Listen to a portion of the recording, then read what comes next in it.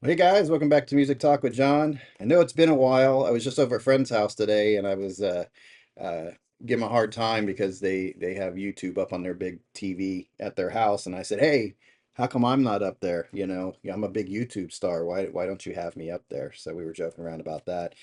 And then my friend's mom pointed out, "You haven't posted a video for 3 weeks." I'm like, "Well, okay, but still, all my videos are good enough where you should just be watching them." Over and over again because there's so much to get out of my videos. I mean, just so much information. So, anyway, I'm going to film a bunch of videos today. This is one of them because I've got a lot of stuff going on and I'm kind of going through a little bit of a change.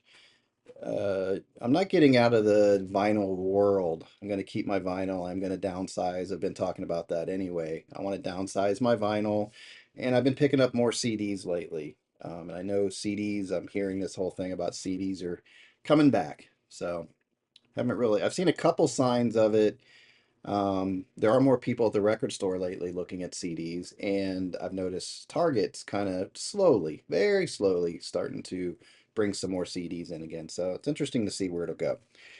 But I'm just, I have some albums that sound really good. I have a lot that just, and especially on my favorite songs, there's a pop and blah, and I'm just, it's a little much. I want to put my music on and I want to enjoy it. I want to hear it, and I understand the vinyl thing and the pops and the clicks and all that, but they remastered this stuff for a reason. So I get a remastered album and it has pops. It kind of defeats the purpose a little bit. So I'm keeping that in mind. I'm looking at my CDs, whatever I have on CD, especially stuff out of the 90s, that it was digital and it was made for CD and they put it on album and they did their best to make it sound better. You know, I'm gonna really look at those and probably get rid of a lot of that 90s stuff that I already have on CD, like, Pearl Jam and Nirvana and that stuff. So I'm making decisions. But anyway, that's what's going on. But let me get into this. I've picked up some blues stuff lately, and I got one on album, and I got I think five on one, two, three, yeah, five on CD. And it's I saw Mazzy talking about it, and Siri's talking to me over here. Okay, quiet, Siri, go away. Okay. I saw Mazzy talking about it, where it's the Bluesville stuff, where Kraft is coming in and getting in here and redoing it. And they're doing a really good job with it. So the first one I'm going to show you here, this is Scrapper Blackwell, Mr. Scrapper's Blues. I listened to these. I saw that this stuff came out. I listened to it on a streaming service, and these are the ones that I picked out that I connected to as far as the voices or the music or whatever. So I picked this one up. This is a really good one. Mostly acoustic blues. He plays piano on a couple of these. Um, and there's two instrumentals on here. But this is a really good, it's just great to hear like a guy playing that blues guitar and singing along with it and doing all the fills. I really love to play guitar like that myself. So it's very cool. The ones that stood out on here for me, Nobody Knows You When You're Down and Out. Yep, it's that song that Clapton covered a million times. Wasn't that on Layla too? Nobody Knows You When You're Down and Out. Wasn't that on Layla? Huh, I don't remember. And what was the other one? Five. Little Boy Blue, I believe, was the other one that stuck out on this. So sounds really good. This vinyl does sound good. There's no issues on the vinyl, so I will be keeping this one. And I love this label. It reminds me of Blue Note Records a little bit, but I like this. It's very cool. So I kept it in the plastic to hold on to that. It's just on black vinyl and that was it. But nice stock, like hard, heavy cardboard, and they did put it in. They made sure to put it in the right kind of. Or did I swap it out? Let me see. No, I think it came in this with the poly sleeve and everything. So yeah, just nice presentation. Looks good, and they did a good job on the CDs too. And I'll show you these too. Sorry, vinyl people, but yeah, I have some CDs I'm gonna show. Gonna be showing some more CDs late, coming up in the future. Just I'm still loving my music. Just I have different goals for my music, I guess. The next one was Blind Gary Davis, Harlem Street Singer, right here, and mostly acoustic blues. When he's playing, he kind of smacks that guitar a little bit, which is kind of cool. He had a lot of energy, a lot of enthusiasm, and most of the songs are basically like gospel based. I think he was a, it says Blind Gary Davis, but I think he was like Reverend Gary Davis too.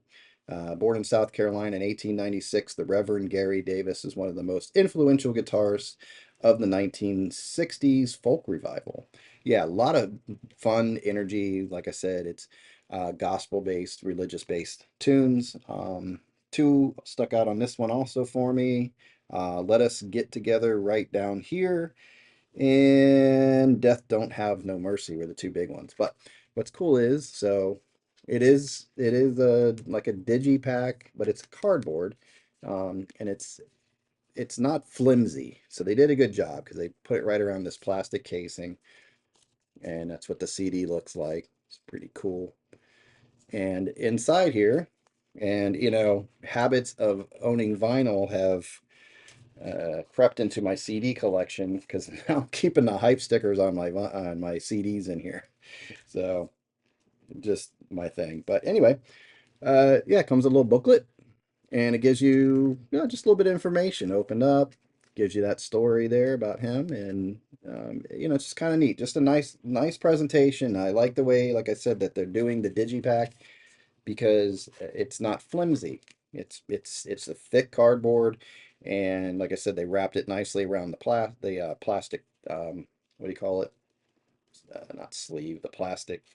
Uh, I can't think of what the name of that tray, the plastic tray that holds the CD. So it's a nice, firm presentation. So it's when it's in there, it's gonna stay nice, I think. Just gotta watch that stuff. But anyway, Blind Gary Davis. Then Skip James. Now, Skip James sings in this high voice, and it kind of wears at me a little bit. I need to kind of, I'm not getting rid of my Skip James. I'm just gonna have to get used to his style of singing. It's very high, not quite falsetto, but kind of falsetto. But he sings very high. This is called Today. This was, I don't know if I told you, but that's Harlem Street Singer. Called Today, and so it's acoustic bass blues. He plays piano on two songs, and I really like those two songs the most. I do like all the songs on this, but the piano ones stick out for me. Not a lot of difference between the songs. They kind of blend together, but it's a nice listen. So I'm definitely gonna keep this in my collection, the Skip James. And same thing right there. This came out in 1966 and it's 2024 reissue. The Blind Gary Davis came out in I didn't put the year on that one. I think they have them right here. 1960. So this one came out in 1960. I don't know if the scrapper, let's see, I don't know if they put it in here in the summer of 1958. So I'm not really sure when the scrapper came out. Oh, 1962. That was 1962. So there you go. But yeah, Skip James today. Like I said, the two piano songs, which were, I think, How Long and All Night Long, stuck out. But nice little presentation again. They did a little bit different there on the CD, but they did put the little booklet in there, right there. It's kind of down in there. Come on, bad boy. There we go. Right there, and of course I kept the hype sticker. So yeah, just a nice presentation. I think they did a good job with it. Um, Lightning Hopkins, digging this guy. This is Lightning Hopkins, Last Night Blues, and this is with Sonny Terry. I like the last song on here, Conversation Blues, and it's just that. It's those two. I think Sonny Terry, he was a harmonica player. Yeah, harmonica and vocal. So they're just going back and forth, and I think it's in stereo.